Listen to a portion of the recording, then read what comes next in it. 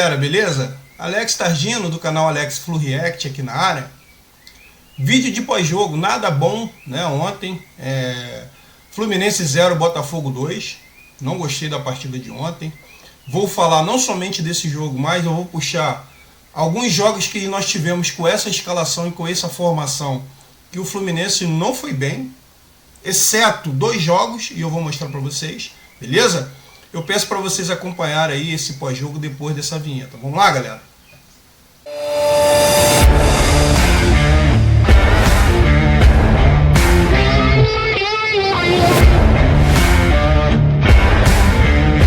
Então, rapaziada, a gente está aqui no campinho aqui do Fluminense 0, Botafogo 2.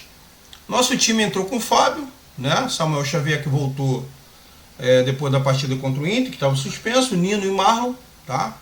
Para mim seria uma zaga ideal, mas o Marlon, de fato, ele está um pouco meio devagar, né? Mas a gente vai falar também o porquê que ele está devagar assim. Marcelo, na lateral esquerda também, eu não concordo. André, John Arias, Ganso, Keno. Esse meio de campo com André e Ganso, para mim é o pior de todos, tá? Eu já falo isso porque o Ganso, jogando aqui de trás, além de ele não ter velocidade e dinâmica para marcação, está sendo queimado, tá? O Diniz está colocando ele entre os leões. Não sei por que o Diniz está fazendo isso, tá? E as críticas da torcida maior deveria ser em cima do técnico. O jogador está devagar? Tá. Mas a gente tem que entender o porquê que o jogador está devagar também. É muito dele? É. Mas se você já vê as características do cara, que ele é devagar, você vai botar na função que precisa de força física? De pegada? Enfim. Keno, Germancano e João Kennedy. Beleza? E o Botafogo com o seu time, né? Titular. Acho que não teve desfalco nenhum. Depois que o Bruno Lage saiu, entrou o Lúcio Flávio, junto com o Carly, né? O Carly é o grande zagueiro lá do Botafogo, lá, é ídolo lá no Botafogo. Então ele botou o time titular, o Lucas Perry, o Di Plácido, que voltou para a lateral direita, o Adrielson, o Cuesta, o Marçal, posição por posição, né? Cada um no seu quadrado direitinho, sem inventar. Como o Marçal disse, né? Fizeram feijão com arroz. Tietê, que jogou muito, teve muita liberdade no meio, mandou no meio de campo enquanto teve na partida. Marlon Freitas também foi bem. Eduardo foi bem. Júnior Santos jogou bem, principalmente no primeiro tempo ali nas costas do Marcelo. O Tiquinho é um baita centroavante, faz um pivô diferenciado, entendeu? Para mim o Cano é mais finalizador do que qualquer um na América do Sul. O Cano, para mim, a finalização do Cano é espetacular, mas pivô, parede, o Tiquinho para mim é o melhor hoje, até do que o Pedro no Brasil. E o João Vitor, que é o Vitor Sá, né? Botou o João Vitor aqui, mas esse site aqui é o Vitor Sá. Então assim, galera, o Fernando Diniz ontem, ele entrou com esse esquema aí 4-2-4, aqui tá 4-1-3-2, mas não é 4-2-4, né? É 4-2-4. Por que fica? Por que 4-2-4 e não 4-1-3-2? Porque esses três aqui, só o Ganso que fica aqui no meio para poder ajudar a marcar. E tentar, né? Porque o Ganso é muito lento. Então, o seu Keno e o seu John Arias, que estão mal e também estão expostos, porque é um jogo posicional que o Diniz colocou na cabeça dele, que mata o Arias, que não vem fazendo boas partidas, e o Keno. O Keno foi bem no 1 contra o Olímpia, né? Eu acho que contra o Cruzeiro ele jogou direitinho também. Mas assim, nada de muito. Entendeu? Produtivo nas outras partidas. Então o Keno e John Arias, ele não voltam para ajudar aqui o André e o Ganso. O Germancano, né? Ele ajuda mais do que o John Arias e o Keno aqui na recomposição, por incrível que pareça. Muitas das vezes você vê o Cano aqui na cabeça de área. Mas ele não sabe marcar. Ele vai fazer falta. E o Cano não tem aqueles toques curtos ali de... Você vê que vira e mexe o Cano aqui atrás e erra passe. Que não é a dele. Entendeu? A dele é lá na frente, não é aqui atrás. E o João Kennedy, ele não recompõe muito bem. John Kennedy tem um bom pivô, faz parede, o moleque finaliza bem, o moleque atrapalha, o moleque é brigador. Mas assim, ele não recompõe para esse esquema do Diniz, que deixa dor no meio de campo, e com o Ganso que não tem, como eu falei no início do vídeo, o Ganso não tem essa aptidão física para poder marcar. E aí isso aí explode aonde, galera? Explode na zaga. Entendeu? Você viu que com 30 segundos o Botafogo já colocou o Júnior Santos nas costas do Marcelo, que é um outro problema que a gente vem falando vídeo após vídeo aqui, que o Marcelo com a bola nos pés é muito bom, e principalmente quando ele cai para o meio, vai para cá. Agora, para defender, se eu sou técnico do outro time, como o Internacional fez muito bem aqui no Maracanã, com o Valência, e o Botafogo ontem explorou as costas dele com o Júnior Santos, tá certíssimo. E se pegar o Flamengo, vai botar o Bruno Henrique, vai botar ali o outro ponta rápido para cima dele. Pegar o Vasco botou o Rossi aqui e deu trabalho também pro Fluminense. Pô, será que o Fernando Diniz não enxerga isso, cara? Que as costas do Marcelo é uma avenida. E que qualquer zagueiro aqui, principalmente com esse buraco no meio, vai ser exposto. Ah, o Marlon deu condição no primeiro gol? Deu. O Marlon tá devagar? Tá. Mas, galera, se fosse o Felipe Melo também, o Felipe Melo tem sofrido pra caramba também. Qualquer zagueiro, até um zagueiro mais jovem. Por que a direita geralmente tem uma marcação melhor? Porque tem o Samuel Xavier ali que é rápido mais na recomposição. Tem o Nino que é mais... O Nino, de fato, é muito mais hábil que o Marlon e o Felipe Melo. Mas mesmo assim, se fosse um zagueiro muito rápido, o meio de campo com 1,5 para marcar, não tem condições. Olha quantos jogadores o Botafogo tinha, no meio. O Marlon Freitas, o Eduardo e o Tietê, o Júnior Santos, que muitas das vezes ele faz esse papel aqui, ó, vertical. Vertical não, faz aqui uma transversal, o João Vitor também, vertical para cá, na transversal para lá, vertical para cá, nas costas do Marcelo, e a vertical para cá. O Vitor Sá, que não jogou muito bem ontem, mas tentou. Mas na direita o Fluminense estava mais recomposto, entendeu? Então o Vitor Sá muitas das vezes também fazia essa horizontal aqui, ajudando aqui o Eduardo. Então o Botafogo tinha quase 5 no meio, o Fluminense 1,5, e às vezes aqui... Muitas das vezes o Cano tentava ajudar, porque o John Arias e o Keno não ajudam o meio de campo a marcar. Pode ver, eles não ajudam. Aí fica esse buraco, fica 4 aqui atrás, Marcelo muitas das vezes larga a lateral, aí fica André parado aqui, Ganso parado, e fica os 4 lá na frente afastados. Aí fica um buraco entre o meio de campo, que só tem 1,5, com 4 na frente. Alex, esse esquema dá certo quando? Aqui, ó. Vamos ver aqui.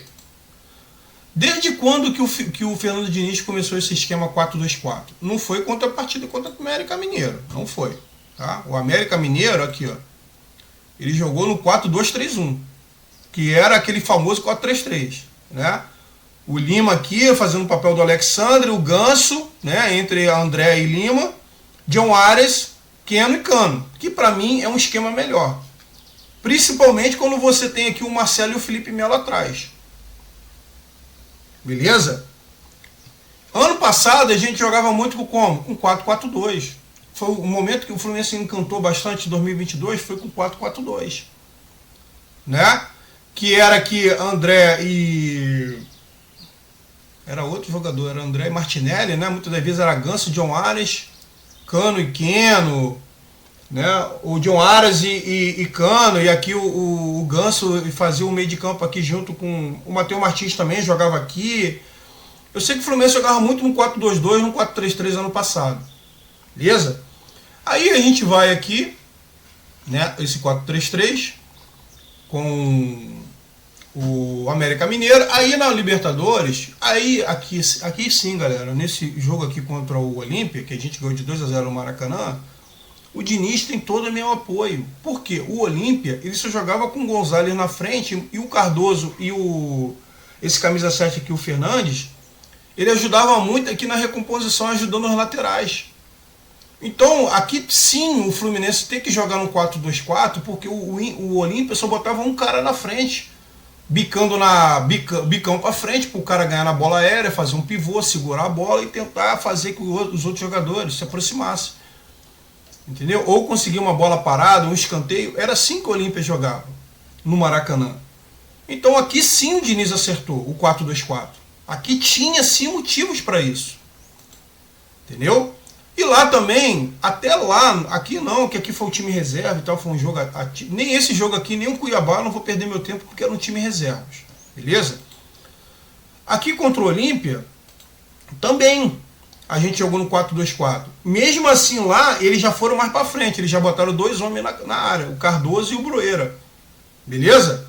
Mas mesmo assim tinha motivo do Fluminense jogar no 4-2-4. Muita da gente queria até o 4-3-3 lá em Assunção. Mas tudo bem, deu certo. Né? Deu certo. O Fluminense nesse jogo fez até o Kennedy, o John Arias estava muito aplicado, né? E deixava o John Kennedy aqui. Então assim, o time jogou bem no 4-2-4. Porque é um time mais sem criatividade, é um time mais estático, o Olímpia, que depende muito de bola aérea. Aí tudo bem. Agora, você querer botar 4-2-4, aqui já não deu certo. Contra o Fortaleza, a gente ganhou de 1-0, a gente ganhou de 1-0, ganhou de 1-0. Aqui jogou até no 4-4-2, né? Então assim, aqui a gente jogou até no 4-4-2. Eu tinha até me esquecido. E também a gente fez o gol no último minuto, né? Com o Diogo Barbosa. Então a gente não vai fazer análise desse esquema aqui. Mas aqui contra o Vasco voltou. Aqui contra o Vasco voltou. O 4-2-4. Né?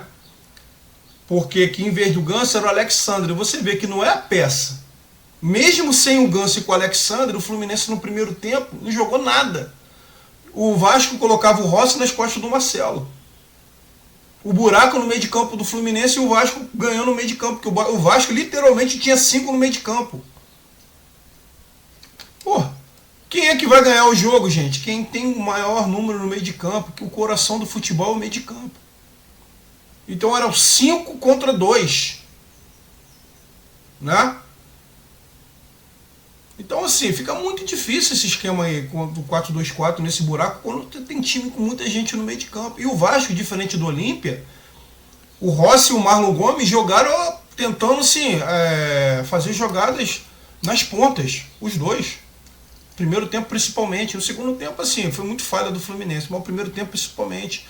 O Vasco não teve muita chance, mas atrapalhou muito o Fluminense. Voltando aqui, aí a gente volta. Contra o Cruzeiro a gente jogou no 4-2-4. Que acho que já o Ganso já estava, né? Não, de novo o André Alexandre, mais uma vez sem um Ganso. E a gente jogou mal de novo. Ganhamos de 1-0? Ganhamos de 1-0, mas jogamos mal de novo. Aqui não era 4-4-2, porque o Lima também fazia muito papel aqui também de ponta, o Keno também, foi um 4-2-4, né? Mas mesmo assim não deu certo. E contra o Internacional, principalmente, a gente jogou muito mal aqui no Maracanã, né? Jogamos muito mal o primeiro tempo no Maracanã, novamente nesse esquema com o André e Ganso. Você vê que as partidas que a gente mais sofreu, que foi contra o Inter, contra o Vasco, né? O Inter 2 jogos, principalmente nesse jogo aqui, né?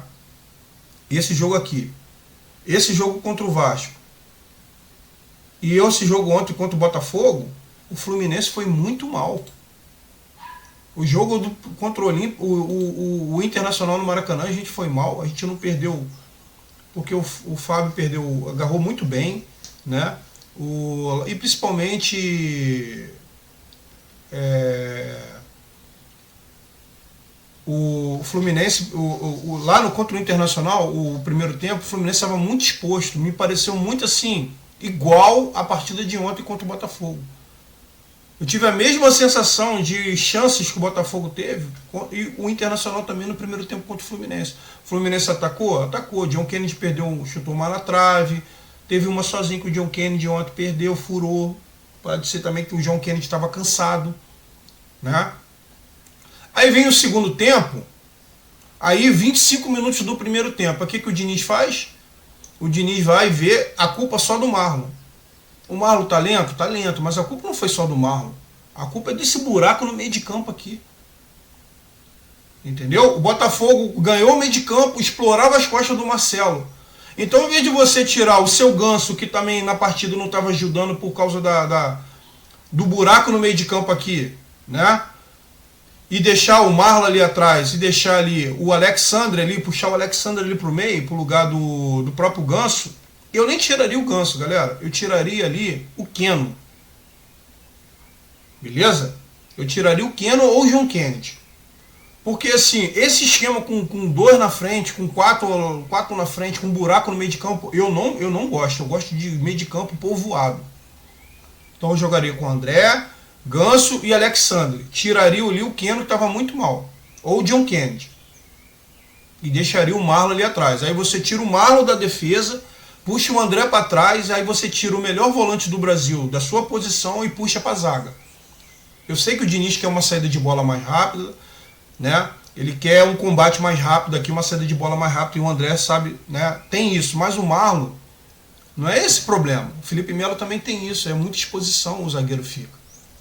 Mas o Marlon, de fato, uma crítica pessoal, parece que ele estava ontem vindo de uma feijoada, né? Tanto o Marlon quanto o Ganso, parece que eles estavam vindo de uma feijoada até os 25 minutos do primeiro tempo. Só que o Diniz tira o Marlon, o Diniz ele tira o Léo Fernandes, o Diniz ele... Mas assim, com o Ganso e com o Felipe Melo, eu não vejo o Diniz fazer isso. Será que o Diniz tiraria o Ganso com 25 minutos do primeiro tempo? Duvido. Mas tira o Marlon, entendeu?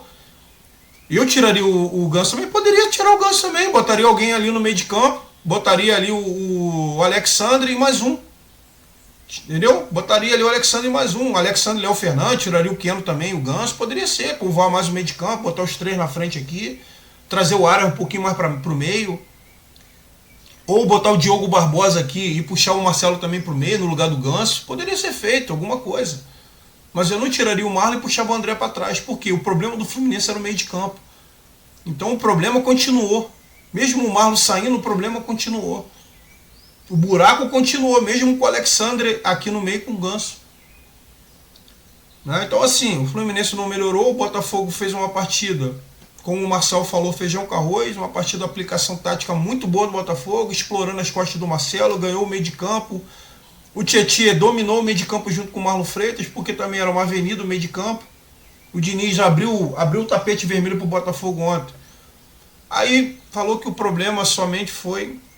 No final, né, ele falou que o problema foi só mental, falta de foco. Tudo bem, se fosse só a partida ontem contra o Botafogo, até compreendo. Mas o Fluminense não jogou mal somente ontem.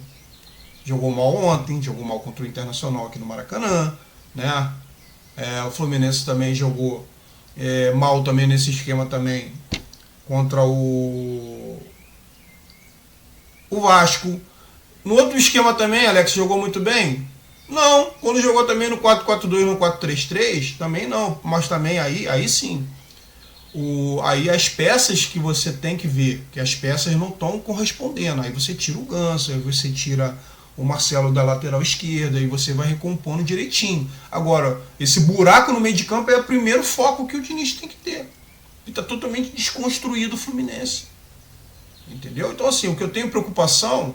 é esse buraco no meio de campo aqui. Aí vou indo para o segundo tempo, o Diniz vai e faz substituição. Aí ele bota... Eu já tinha botado o Alexandre, né, nos 25 minutos, aí ele bota o Diogo Barbosa, né, e o Lima. Aí ele bota o Lima aqui, né, no lugar do Ganso. E o Diogo Barbosa ele entrou no lugar do Keno, né, foi isso? Eu acho que foi. Mas foi depois. O Lima que entrou logo no lugar do Ganso. Aí ficou Lima e Alexandre no meio. E continuou John Aras e Keno ainda. Depois o Keno saiu e veio o Diogo Barbosa. Aí puxou o Marcelo pro meio. Aí poderia ter feito isso antes. Entendeu? Mas aí daqui a pouco o Marcelo veio pro meio, mas o Diogo Barbosa só entrou na lateral esquerda depois. Agora que eu me lembrei. Que quem ficou fazendo a lateral esquerda dali muitas das vezes foi o Alexandre. Aí depois o Diniz tira o Samuel Xavier e bota aqui o Ione Gonzalez. Aí ficou ali Ione Gonzalez com Keno e puxou o Aras pro outro lado. Foi um Frankenstein que o Diniz fez. Em vez de colocar o time normal no 4-3-3, no 4-4-2 pra gente jogar contra o Botafogo, igualar o meio de campo, não, ele faz, tira o lateral daqui, bota pra lá, tira o lateral, bota o ponta pra lateral, faz um Frankenstein, a gente não consegue entender nada do que ele quer fazer. Entendeu? Então assim, perdemos 3 pontos, galera. A gente fala, mas está na final da Libertadores. Tudo é desculpa, é final de Libertadores. Mas se a gente não se organizar, se a gente não voltar a jogar bem, chegar na final da Libertadores, o Boca Juniors está estudando o Fluminense. Ou você acha que não? Você acha que o Boca Juniors não vai ver o jogo de ontem contra o Botafogo, o primeiro tempo contra o Internacional, o jogo contra o Vasco? Eles vão estudar. Eles vão estudar o Fluminense. Entendeu? Eles têm ponta rápida, eles têm o Merentiel, eles têm o Barco, né? Tem um Cavani ali na frente que tem a mesma capacidade do Tiquinho. Eles têm um meio de campo ali pegador também. uma roubada de bola ali e lança nas costas da zaga do Fluminense facilmente. Então assim, a gente tem que tomar cuidado, entendeu? Então tem que melhorar esse meio de campo aí, Diniz. Já viu que tá dando errado, tira o Marcelo dessa lateral, qualquer time vai botar um ponta rápido nas costas do Marcelo. Entendeu? Ou o Marcelo joga no meio ou tira o Marcelo e bota no banco. Já que você acha que o Ganso vai corresponder no meio de campo, então tira o Marcelo do time, cara. Não tem como jogar Ganso com o Marcelo, não tem como. Marcelo na lateral esquerda, não tem como. Vai dar problema isso na final, vai dar problema isso no Brasileiro, porque a gente não ganhou a Libertadores ainda e a gente ainda está em 7º lugar no Brasileiro. Entendeu? O Fluminense caiu na posição. E aí a gente vai ver as estatísticas aqui, ó. Teve mais chute e tal, mas o Botafogo foi muito mais certeiro. O Botafogo foi 2-0, rápido, e depois só controlou o jogo. O Fluminense ontem perdeu 2 com o John Kennedy, né? Principalmente com o John Kennedy. Teve um chutaço do Marcelo que quando caiu no meio começou a fazer jogadas. Aí a gente vai ver lá as mesmas coisas, entendeu? Enfim. Aí a gente está em qual posição? 7º. 41 pontos. Brasileirão esquece, Botafogo é campeão, esquece. Botafogo vindo aí de 3 derrotas e um empate. Aí vai o Fluminense que está vindo de quantas derrotas? 2 derrotas pro Cuiabá e agora pro Botafogo. Larga o brasileiro? É isso? Larga o brasileiro e vamos pensar só na Libertadores? Pô, galera, não é assim não, cara. A gente não ganhou a Libertadores ainda não. A gente tem que se preparar no brasileiro para chegar bem na final. Vamos acordar para depois não ser, né, mais uma decepção. A gente não quer isso. A gente está esperando isso por 15 anos. Os mais velhos vão se lembrar que lá contra a LDU desprezaram a altitude, desprezaram tudo, o seu Renato Gaúcho, e tinha lá uma paixão pro tal do Igor. Entendeu? E aí quando chegou no Rio para poder reverter, foi complicadíssimo, porque ainda a gente teve outro adversário que foi a arbitragem. Então, galera, a gente tem que acordar, a gente tem que botar um esquema ali, que a gente tem um meio de campo forte, firme, e ao mesmo tempo fazendo as nossas jogadas ofensivamente. Alguns jogadores têm que sair da posição que não está correspondendo, como o Marcelo. Entendeu? Tem que ter um meio de campo mais povoado para poder ajudar a zaga, até para o Ganso poder jogar melhor, porque nesse esquema aí o Ganso não tem como jogar. Vai esperar o Ganso marcar? Estamos perdidos. Então, galera, é isso aí. O Botafogo mereceu, fez uma boa partida tática certinha, fez 2-0 e falou: Fluminense, toma a bola aí que a gente vai se defender. Eles têm boa defesa, entendeu?